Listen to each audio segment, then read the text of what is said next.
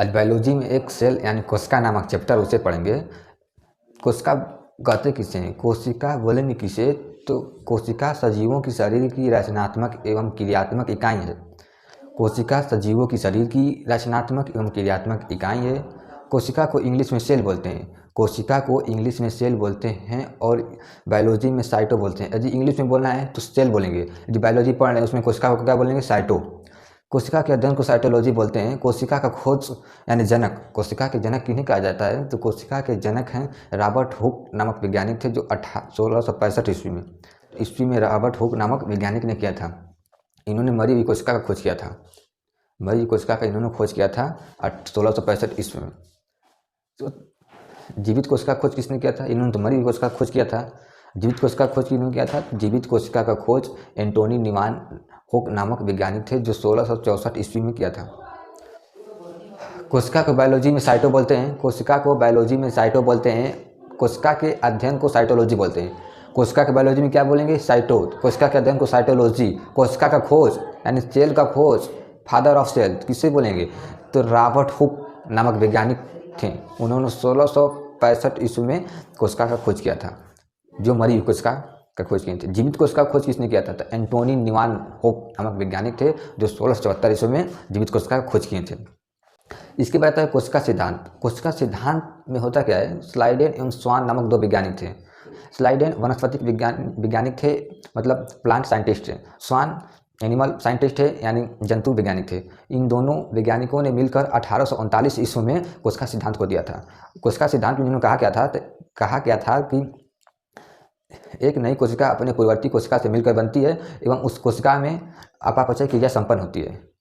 एक नई कोशिका अपने पूर्ववर्ती कोशिका से मिलकर बनती है एवं कोशिका में अपापचय क्रिया संपन्न होती है। उपापचय क्रिया, कोशिका में उपापचय क्रिया संपन्न होती है।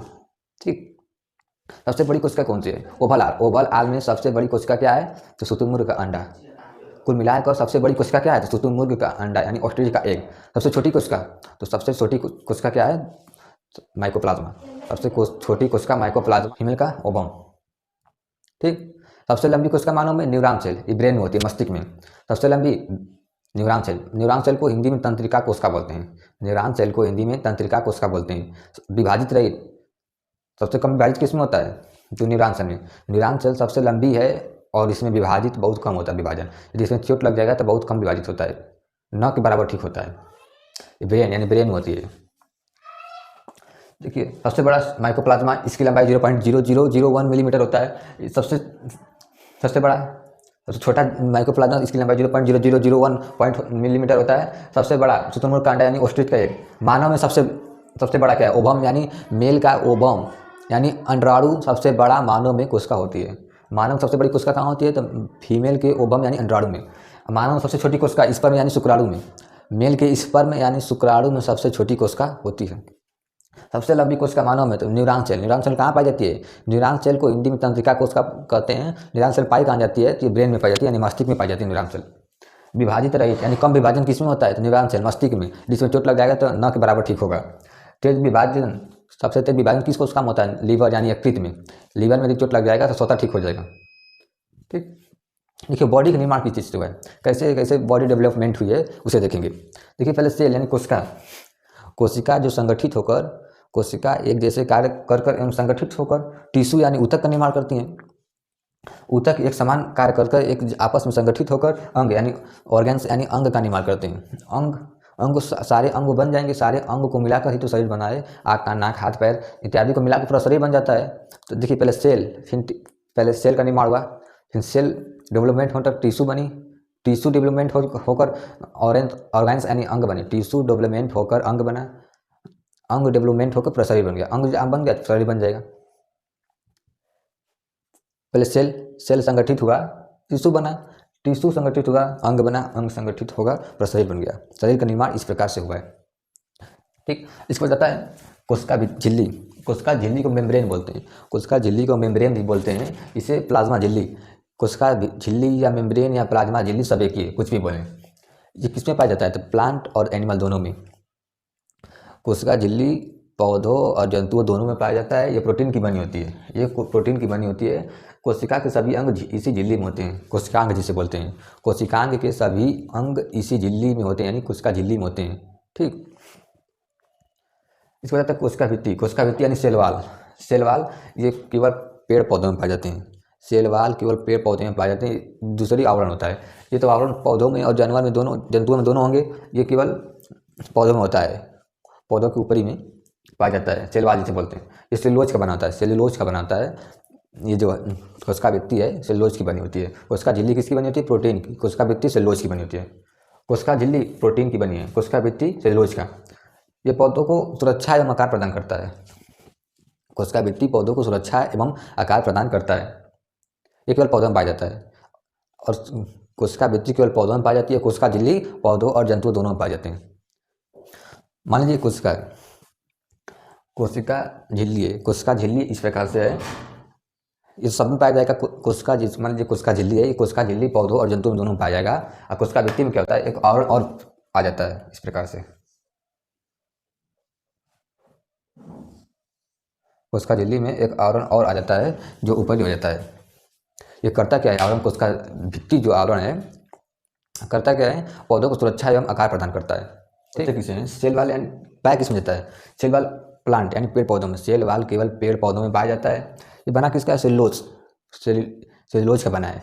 ये करता क्या है? सेलुलोज ये पौधों को आकार तथा आकृति एवं सुरक्षा प्रदान करता है। आकार, आकृति एवं सुरक्षा प्रदान करता है कौन? सेल वाल, कोशिका भित्ति जिसे बोलते हैं। ये सेलुलोज का बना है। कोशिका झिल्ली प्रोटीन की बनी है। कोशिका झिल्ली प्रोटीन की बनी है और कोशिका भित्ति सेलुलोज का बना है। ठीक है। इसके बाद माइटोकांड्रिया। माइटोकांड्रिया को हिंदी में सूत्रकणिका, माइटोकांड्रिया को हिंदी में सूत्रकणिका बोलते हैं। सूत्रकणिका का खोज अल्टमेन ने किया था। सूत्रकणिका का खोज अल्टमेन ने किया था। माइटोकांड्रिया करता क्या है? जब हम लोग सांस लेते हैं, जब हम लोग ऑक्सीजन लेते हैं तो ऑक्सीजन फेफड़ा में जाता है। फेफड़े में हीमोग्लोबिन से मिलकर ये माइटोकांड्रिया के पास चला जाता है।